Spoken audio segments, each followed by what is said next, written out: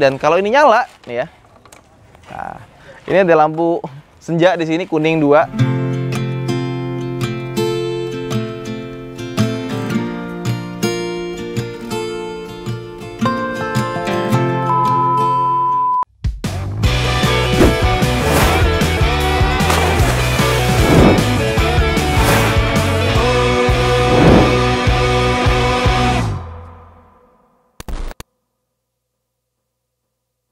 Ya, jadi ini adalah Kawasaki Z650 tahun 2016. Ya, mungkin teman-teman familiar dengan Kawasaki ER6N, motor 650 cc 2 silinder dengan harga yang sangat terjangkau untuk sebuah moge, laku keras di mana-mana, tapi di bawahnya kurang begitu sip. Ya, kalau teman-teman punya ER6N mungkin bisa pinjemin kita biar bisa kita bahas. Nah, ini adalah penyempurnaannya dan penerusnya. Jadi apa yang kurang-kurang di ER6N itu diperbaiki di motor ini. Seperti apa motor ini? Jangan lupa untuk like dan subscribe karena kita akan bahas Kawasaki Z650.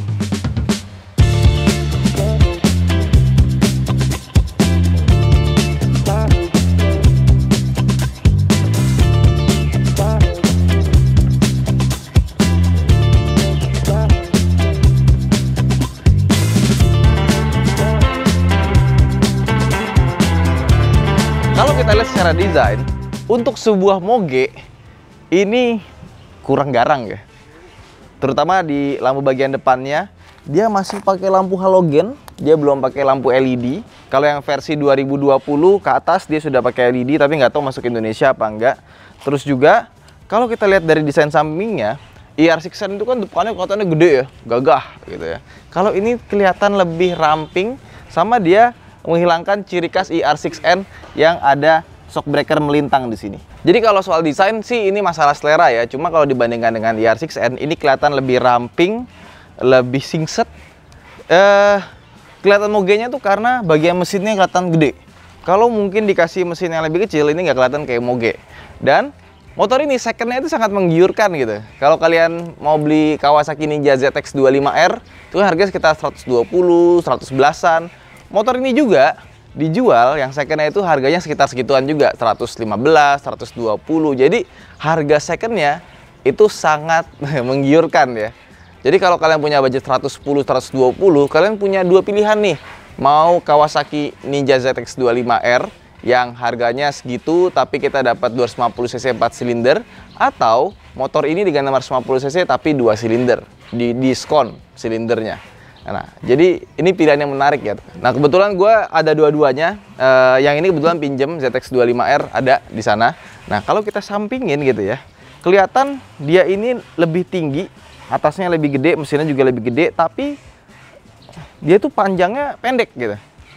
Wheelbase-nya pendek. Sama ternyata motornya juga nggak segede itu. Nah, terus di sektor mesin, ini dia masih persis sama seperti ER6N. Nah, cuman untuk yang varian sekarang, dia kan harus mengikuti regulasi Euro 4. Tenaganya yang tadinya itu 71 horsepower di ER6N, sekarang jadi 68 horsepower. Dia berkurang, karena harus ada regulasi. Nah, terus juga untuk sasis, tadinya motor ini tuh berat banget. ER6N tuh beratnya luar biasa. Yang ini juga masih beratnya luar biasa, 191 kg. Tapi ini udah lebih ringan 10 kg dibandingkan dengan ER6N. Terutama di bagian swing arm belakangnya sini, ini lebih ringan 2,7 kg dibandingkan dengan ER6N. Tapi meskipun dia berat, ketika kita duduk seperti ini ya, ini sih rasanya enteng, enak gitu. Kalau ER6N kan di bawahnya tuh agak gimana gitu ya. Ini nggak seberat itu rasanya, dan posisi duduknya juga lebih enak. Oke, ini sasis trellisnya, ini katanya terinspirasi dari Ninja H2 ya. Makanya desainnya sengaja ditonjolin. Tapi kalau masalah desain itu masalah selera. ER6N juga kalau disandingin sama ini masih kelihatan nggak terlalu tua ya. Padahal motornya udah lama banget gitu. Oke, lanjut. Kita bahas dari depan. Oke, sekarang ke bagian depan. Kita mulai dari desain batok lampunya. Jujur aja ini agak kurang garang ya. Nah, yang untuk versi 2020 bentuknya jadi seperti ini. Sudah pakai LED. Jadi udah nggak pakai bohlam-bohlam gini. Dan kalau ini nyala nih ya. Nah, ini ada lampu senja di sini kuning 2. Kalau kita nyalain nih, nah nyalanya kayak gitu. Kalau misalkan kalian beli motor ini, ya gua saranin coba ganti lampu dengan lampu LED biar kelihatan lebih mewah aja sih. Kalau lampu kuning gitu kelihatan di jalan tuh kayak kuno banget gitu ya. Terus sama ini nih, dia punya suspensi depan. Ini gede, 41 mm, tapi saya belum upside down. Jadi secara tampilan looks-nya kurang begitu enak. Tapi performa suspensinya depan belakang menurut gue sih oke. Terus ke bagian bawah, spakbora desainnya bagus. Nah, di depan yang kelihatan bikin moge look banget, dia punya rem cakram itu double, kanan kiri. Dia juga udah punya ABS, peleknya desainnya bagus, dan untuk ban bawaannya, ini dia pakai ukuran 120/70 R17. Ini kalau misalkan dia ganti lampu depan, shock depannya upside down gitu, ini pasti keren banget nih motor. Karena desainnya sih, meskipun nggak kelihatan moge banget gitu ya, gue sih suka ya. Nah, di belakang sini ada radiator yang cukup besar, seperti ini, dan motornya juga gua pakai jauh gitu ya, itu nggak menunjukkan gejala-gejala overheat. Nah, terus buat dipakai jauh, buat harian gitu ya, macet-macetan, ini motor nyaman sekali, sangat friendly banget gitu. Jadi kita pakai lama, kita pakai macet, ini kebetulan sering gua pakai juga, itu nggak panas. Di bagian sini, sini, itu nggak panas, paling yang agak sedikit panas, agak sedikit hangat ya, di bagian sini, karena dia knalpotnya kan underbelly. Nah, ditaruhnya gitu tuh. Kalau misalkan kalian pengen lebih enak lagi, mungkin ganti knalpotnya ke knalpot yang ke belakang. Bisa bilangnya apa ya? Knalpot yang begitu deh pokoknya. Kalau underbelly ini kayaknya yang bikin kaki kita jadi panas di bagian sini. Sebelah kanan doang, sebelah kirinya enggak. Terus ke bawah lagi.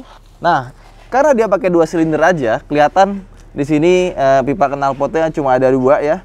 Di bawah sini ada filter oli. Nah, yuk ke bagian sini yuk.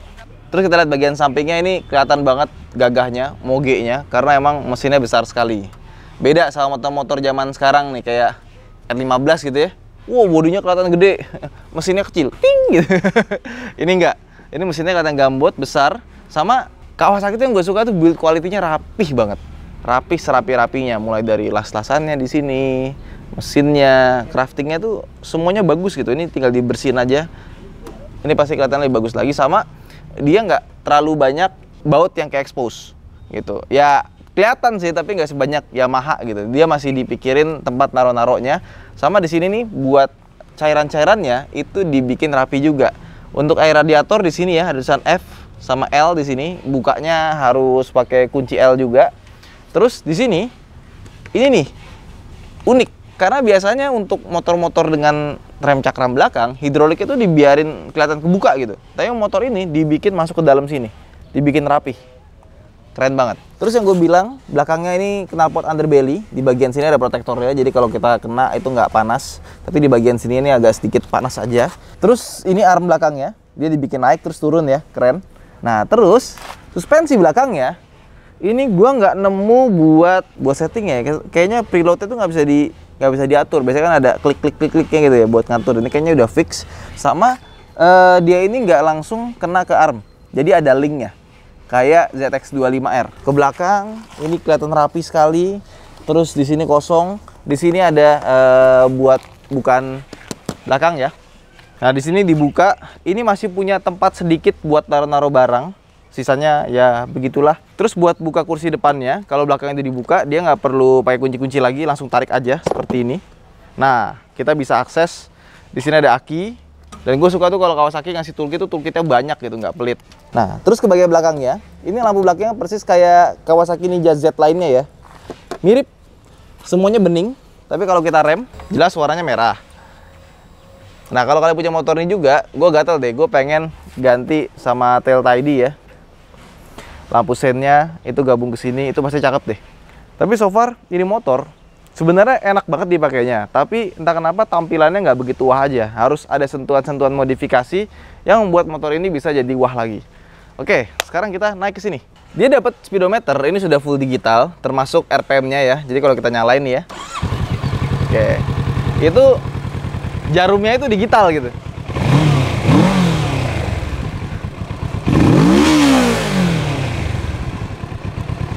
Karena 2 silinder juga, dia ini RPM-nya nggak begitu tinggi. Dia cuma 9.000 ya, 9.500 maksimalnya, 10.000 udah merah. Terus getaran mesinnya, kalau misalkan di atas 7.000, itu udah mulai berasa sampai ke bawah, sampai ke tangan.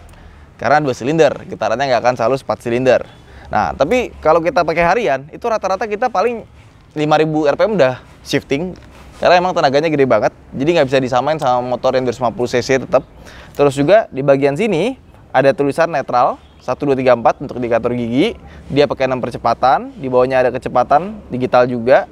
Bensinnya untuk sebuah Moge 650 cc ini lumayan irit, karena ya mungkin sebenarnya cuma 2. Di bawahnya ada odometer, bisa kita atur dari sini, trip A, trip B, odo.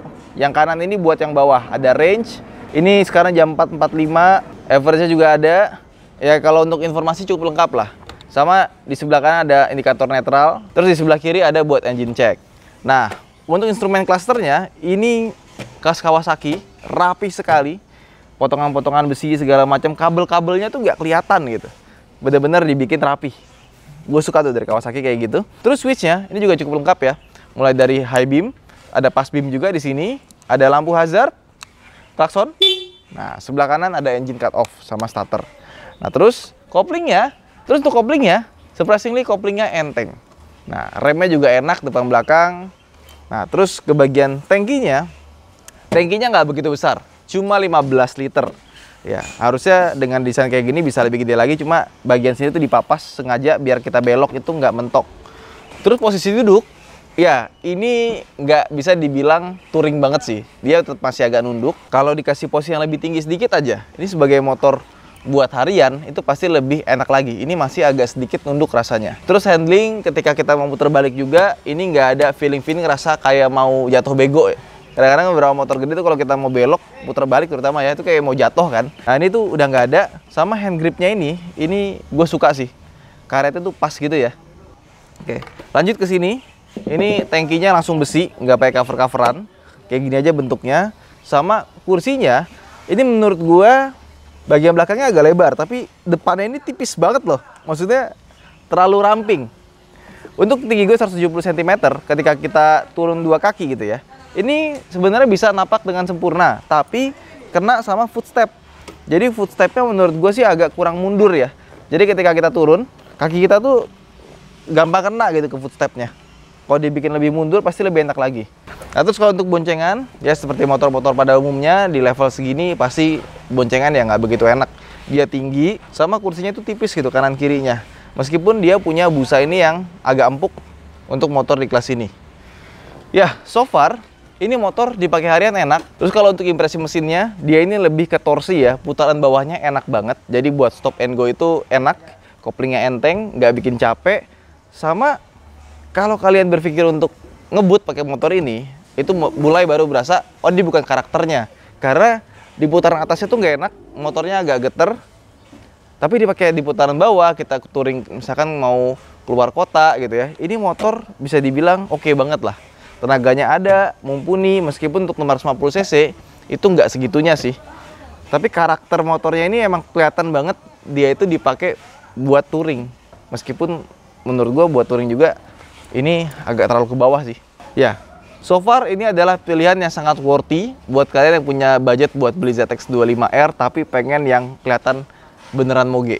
Ya, itu aja mungkin video kita kali ini. Buat teman-teman yang punya motor ini, boleh mungkin di-share di komen bagaimana rasa memilikinya, rasa berkendaranya, dan bagaimana perawatannya. Saya Danif, sampai jumpa di video berikutnya. Bye!